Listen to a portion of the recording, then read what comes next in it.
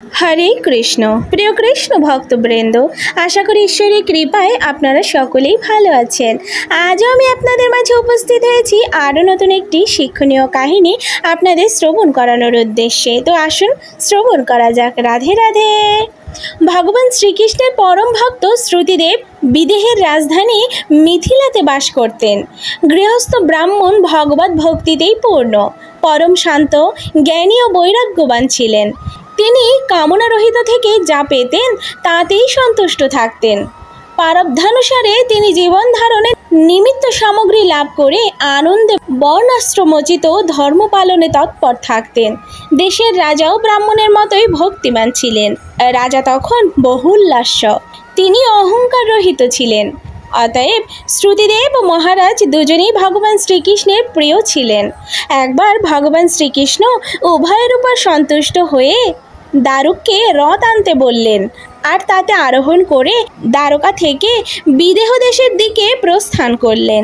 শ্রী ভগবানের সঙ্গে নারদ, বামদেব, অত্রি, ব্যাসদেব, পরশুরাম, অসিত, শুকদেব, বৃহস্পতি, কর্ণ, মৈত্রেয়, চবন ও আদি ঋষিগণও গিয়েছিলেন। পথে তাদের পর্যালোচনার নিমিত্ত নাগরিক বিন্দু ও গ্রামবাসীগণ মাঙ্গলিক দ্রব্যাদি নিয়ে অপেক্ষা করছিলেন। শ্রী ভগবান এই সময় অনার্ত ধন্য কুরজাঙ্গল, কঙ্কমৎস্য, পঞ্চাল, কুন্তি, মধু, কেকেও, কৌশল, অর্ণ আদি বহু দেশের নরনারীদের সাক্ষাৎ দর্শন দিয়ে ধন্য করেছিলেন। পথে ভক্তজন ভগবান শ্রীকৃষ্ণের সরল উন্মুক্ত হাস্য ও প্রেমে পূর্ণ কৃপা কটাক্ষযুক্ত বদনমণ্ডলের মকরন্দ সুধা পান করে ধন্য হয়েছিলেন। তিনি দৃষ্টি দ্বারা পরম কল্যাণ ও তত্ত্বজ্ঞান বিতরণ করেছিলেন। অবশেষে ভগবান শ্রীকৃষ্ণ বিদেহ দেশে উপস্থিত হলেন।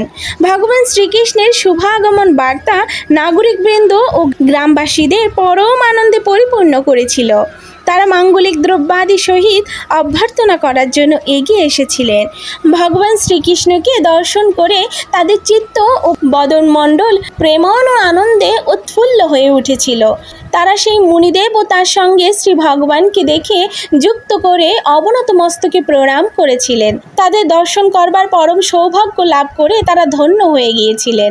মিথিলা অধিপতি বহুল্লাস ও শ্রুতিদেব দুজনেই ভাবলেন যে শ্রী ভগবান তাদেরই উপর অনুগ্রহ করে পদার্পণ করেছেন। তারা দুইজনে শ্রী ভগবানের পাদপদ্মে ষষ্ঠাঙ্গ প্রণাম করে সকলের সঙ্গে আতিথ্য গ্রহণ করবার আবেদন জানালেন।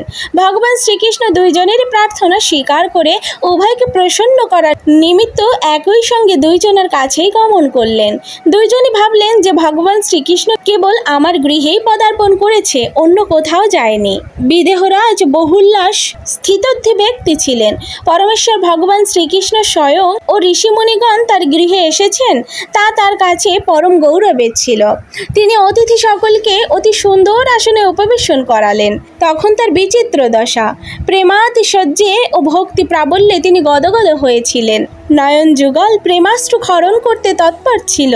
তিনি পূজ্যতম অতিথিদের পাদপদ্মে প্রণাম নিবেদন করে পাদ প্রক্ষালন করলেন ও সেই পাদদক নিজে আত্মীয় স্বজন সমেত মস্তকে ধারণ করলেন। অতঃপর তিনি শ্রী ভগবান ও ভগবত ভক্ত স্বরূপ ঋষিদের গন্ধমাল্য, বস্ত্র, অলঙ্কার, ধূপ, দীপ, অর্ঘ্য, ধেনু, বৃষ আদি সমর্পণ করে পূজার্চনা করলেন। যখন সকলে আহার্য ধারণ করে তৃপ্ত হয়ে গেলেন, তখন তিনি ভগবান শ্রীকৃষ্ণের চরণ যুগল নিজ অঙ্গে ধারণ করে তা সেবা করতে করতে স্তুতি করতে লাগলেন। ভক্ত যে শ্রী ভগবানের নিজ স্বরূপ শ্রী বলরাম, অর্ধাঙ্গিনী লক্ষ্মী ও পুত্র ব্রহ্মা থেকে বেশি প্রিয়, তাই প্রণাম করবার জন্য শ্রী ভগবান তার মতন সাধারণ ভক্তকে দর্শন দিয়েছেন, এই কথা বহুল্লাস স্বীকার করে নিলেন। তিনি প্রার্থনা করলেন যেন শ্রী ভগবান মুনি ঋষিদের সঙ্গে সেইখানেই বসবাস করেন, যাতে তাদের পদরজে নিমিক বংশ পবিত্র হয়ে ওঠে। সকলের জীবনদাতা ভগবান শ্রীকৃষ্ণ রাজা বহুল্লাসের প্রার্থনা স্বীকার করে মিথিলাবাসী জনগণের কল্যাণে সেইখানেই কিছুদিন অবস্থান করলেন। যেমন রাজা বহুল্লাস ভগবান শ্রীকৃষ্ণ মুনিমণ্ডলকে পদার্পণ করতে দেখে আনন্দমগ্ন হয়ে গিয়েছিল, তেমনি ব্রাহ্মণ শ্রুতিদেব ভগবান শ্রীকৃষ্ণ এবং মুনিদের গৃহে পদার্পণ করতে দেখে আনন্দে বিহ্বল হয়ে গেল। তিনি প্রণাম নিবেদন করে নৃত্য করতে লাগলেন। অতঃপর শ্রুতিদেব মাদুর পিঁড়ি কুশাসন পেতে তার উপর অতিথিদের উপবেশন করালেন। স্বাগত ভাষণ আদি দ্বারা তাদের অভিনন্দন করলেন ও নিজ ভার্যা সহিত অতি আনন্দে সকলের পাদ প্রক্ষালন করলেন। মহান সৌভাগ্যবান শ্রুতিদেব ভগবান ও ঋষিদের পাদদাকে নিজ গৃহ ও আত্মীয় স্বজনকে সিঞ্চিত করে দিলেন। তার সকল মনোরথ পূর্ণ হয়ে গিয়েছিল। তিনি আনন্দে মত্ত হয়ে পড়েছিলেন। তদনন্তর তিনি ফল, গন্ধ, সুবাসিত জল, সুগন্ধি মৃত্তিকা, তুলসী, কুল, কমল আদি অনায়াসলব্ধ পূজা সামগ্রী এবং সত্যগুণ বৃদ্ধিকারী অন্ন দ্বারা তাদের আরাধনা করলেন। শ্রুতিদেব নিজেকে গৃহস্থশ্রমের অন্ধকার কূপে পতিত মনে করতেন।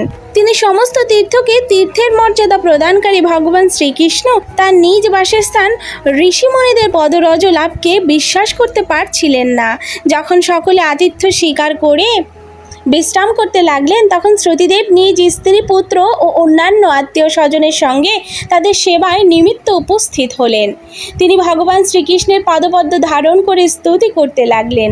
তিনি ভগবানের কি সেবা করবেন তাই জিজ্ঞাসা করলেন। ভগবান শ্রীকৃষ্ণ বললেন, হে শ্রুতিদেব, এই সকল মহান মুনি ঋষিগণ তোমার উপর অনুগ্রহ করবার জন্যই এইখানে এসেছেন। এরা পদরজ দান করে জনগণের ও লোকসমূহের কল্যাণের জন্যই বিচরণ করছেন, সকলকে পবিত্র করছেন। দেবতা, পুণ্যক্ষেত্র এবং তীর্থ আদিতে দর্শন, স্পর্শ, অর্চন আদি দ্বারা ধীরে ধীরে বহুদিন ধরে পবিত্র করে থাকে। কিন্তু এই সকল মহাপুরুষগণ নিজ দৃষ্টি দান করেই সকলকে পবিত্র করে থাকেন। দেবতা দিতে যে পবিত্র করবার শক্তি বিদ্যমান থাকে, তাও এই সকল মহাপুরুষদের কৃপা দৃষ্টি দানে লাভ হয়ে থাকে। জগতে ব্রাহ্মণ, ঋষি, তপস্যা, বিদ্যা, সন্তোষ আমার উপাসনা এবং আমার ভক্তিতে যুক্ত থাকে, তাহলে তা অতি উৎকৃষ্ট। আমার এই চতুর্ভুজ রূপ ব্রাহ্মণদের থেকে বেশি প্রিয় নয়, কারণ ব্রাহ্মণ সর্ববেদময় আর আমি সর্বদেবময়। বুদ্ধিরহিত মানব এই কথা না জেনে কেবল বিগ্রাদিতেই পূজ্য বুদ্ধি রাখে এবং গুণের মাধ্যমে দোষ দর্শন করে। আমারই আত্মস্বরূপ জগৎগুরু ব্রাহ্মণের তিরস্কার করে। অতএব হে শ্রুতিদেব, তুমি এই সকল ব্রহ্ম ঋষিদের আমারই স্বরূপ জ্ঞানে পূর্ণ শ্রদ্ধা সহকারে পূজার্চনা করো। আমার পূজা তাতেই হয়ে যাবে। ভগবান শ্রীকৃষ্ণের এই আদেশ লাভ করে শ্রুতিদেব শ্রীকৃষ্ণ ও সেই সকল ব্রহ্ম ঋষিদের একাত্মভাবে আরাধনা করলেন ও তাদের কৃপায় তিনি ভগবৎ স্বরূপ লাভ করলেন। রাজা বহুল্লাসও সেই একই গতি লাভ করলেন।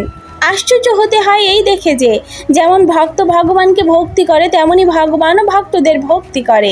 ভক্ত যুগলকে প্রসন্ন করবার জন্য শ্রী ভগবান দুই ভক্তের নিকটই এককালে কিছুদিন অবস্থান করে এক বিরল দৃষ্টান্ত উপস্থাপন করেছিলেন। রাধে রাধে। গোপলীলা কাহিনী এই চ্যানেলটির উদ্দেশ্য হলো আপনাদের হৃদয় কৃষ্ণ প্রেম ও ভক্তি জাগ্রত করা। আমাদের যে কোনো রকম ভুল ত্রুটি ক্ষমাসুন্দর দৃষ্টিতে দেখবেন এবং এরকম আরও নিত্য নতুন কাহিনী শ্রবণ করার উদ্দেশ্যে আমাদের চ্যানেলটিকে সাবস্ক্রাইব করে আমাদের পাশে থাকবেন। রাধে রাধে।